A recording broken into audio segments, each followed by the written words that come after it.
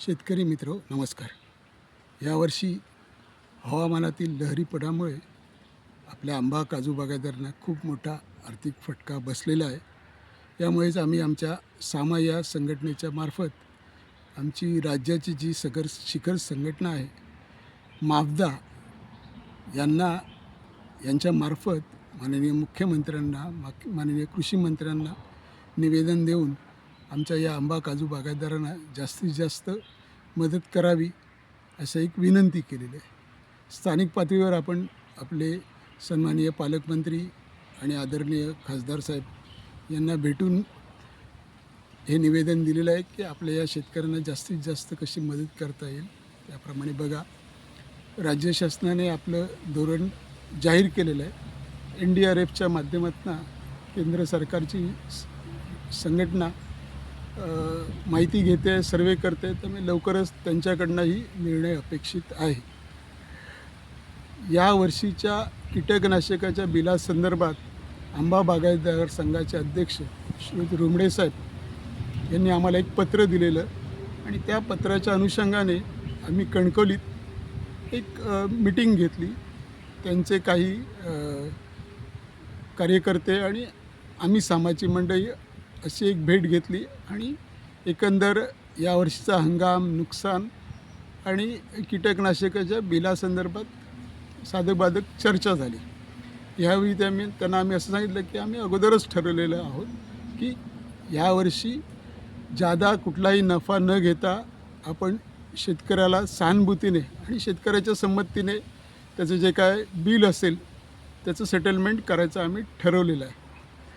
तर याप्रमाणे आम्ही खरं तर वर्तमानपत्रात पण घोषणा केली होती. परत एकदा आपल्या सर्वांच्या माहितीसाठी सांगतो की आपण आपल्या खतं औषधं विक्रेत्याशी संपर्क साधा. तो त्याला शक्य आहे तो बेस्ट रेट देऊन आपलं अकाउंट सेटल करेल. आपण या बाजारातल्या अफवांना बळी पडू नका, त्यांच्याशी संपर्क करा, तो आपल्याला नक्कीच सहाय्य करेल. यावेळी रुमडे साहेबांनी असं विनंती केली होती की एक टक्केवारी डिस्काउंट स्ट्रक्चर द्या, एक सगळ्यांना सारखंच होईल. पण काय होतं, कंपन्या वेगवेगळ्या असतात, कंपन्यांची पॉलिसी वेगळी असते, त्यामुळे सगळ्यांना एकच डिस्काउंट स्ट्रक्चर देता येणार नाही आहे.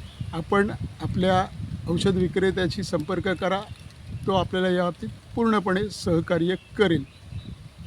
दुसरं असं की सामाला माहिती आहे की सामाचं हित हे शेतकऱ्यांच्या हितमध्येच आहे, त्यामुळे आम्ही कायम या प्रश्नाबाबत संवेदनशील राहिलेलो आहे. तरी पण पेपरमधनं म्हणा किंवा सोशल मीडियातनं कायम आम्हाला टार्गेट केलं गेलेलं आहे. लक्षात घ्या, हे जेव्हा नुकसान भरपाईचं आंदोलन सुरू झालं तेव्हा सुरुवातीपासून आम्हा विक्रेत्यांना टार्गेट केलं गेलं.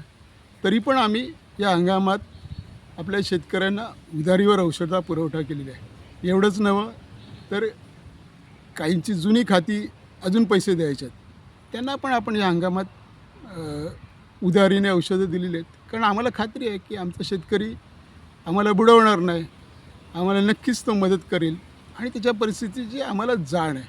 तरी पण काही जणं पेपर किंवा सोशल मीडियाच्या माध्यमातून विक्रेत्यांचे पैसे देऊ नका, त्यांनी जर मागणं केलं तर त्याचं सामान बाहेर टाका, काहींची मजलीतपर्यंत गेली की ते सांगायला लागले तुम्ही पैसे नाही दिलेत तर विक्रेते कोर्ट कचेरीत जाऊन तुम्हाला जेलवारी वगैरे करणार. लक्षात घ्या, असं आमच्या अजिबातकडे आपलं नातं वर्षानुवर्षाचं आहे, हे का आताचं नातं नाही. त्यामुळे अशा या अफवांवर आपण विश्वास ठेवू नका आणि असे जे काय फेक नेरेटिव्ह पसरवत आहेत त्या सगळ्यांचा आम्ही या माध्यमातून निषेध व्यक्त करतो. आमची सामा ही कुठल्या पक्षाची बांधिलकी नाही, आमची बांधिलकी ही फक्त शेतकऱ्याशी आहे. त्यामुळे शेतकऱ्याच्या हिताच्या गोष्टी आहेत त्या आम्ही करणार आहोत. यावर्षीचा हंगामातनं थोडासा अनुभव घेऊन आपण भविष्यातले हंगामाचं कसं काय नियोजन करता येईल या दृष्टीने आम्ही चर्चा करतो आहे. देशभरातल्या या कीटकनाशकांमध्ये काम करणाऱ्या मंडळींशी आपण संपर्क करतो आहे, विद्यापीठाशी संपर्क करतो आहे, त्यांच्याशी काही चर्चा सुरू आहेत. त्यानंतर आपण शेतकऱ्यांसाठी एक मेळावा लावणार आहेत की ज्यातनं आपल्याला भविष्यातल्या अशा ज्या काय लहरीपणा हवामानातला हा दिवसेंदिवस वाढत जाणार आहे. आपण आत्ता बघताच की अल निनोमुळे सध्या काय परिस्थिती आहे, पाऊस लांबणीवर गेला आहे, दुष्काळाची परिस्थिती राहणार आहे. त्यामुळे ह्याचाही परिणाम आंबा पिकावर, काजू पिकावर काय होईल ह्याचाही आपण विचार करायला हवा. नव्हे तो विचार सध्या आम्ही करतो आहे. ह्या विषयातल्या तज्ज्ञ मंडळांशी आम्ही संपर्क केलेला आहे आणि लवकरच आपण एक मेळावा घेऊन ह्या आव्हानांना कसं तोंड द्यायचं ह्याचा आपण शेतकरी मेळावा घेणार आहोत. तेव्हा आपण सर्वांनी लक्षात घ्या की आम्हाला माहिती आहे की आमचं हित बागायतदारांच्या हितामध्येच आहे. तेव्हा जे गैरसमज पसरवणार आहेत त्याला बळी न पडता आपण आम्हाला सहकार्य करावं, जसं आपण कायम करत आलात अशी या निमित्ताने विनंती करतो. धन्यवाद.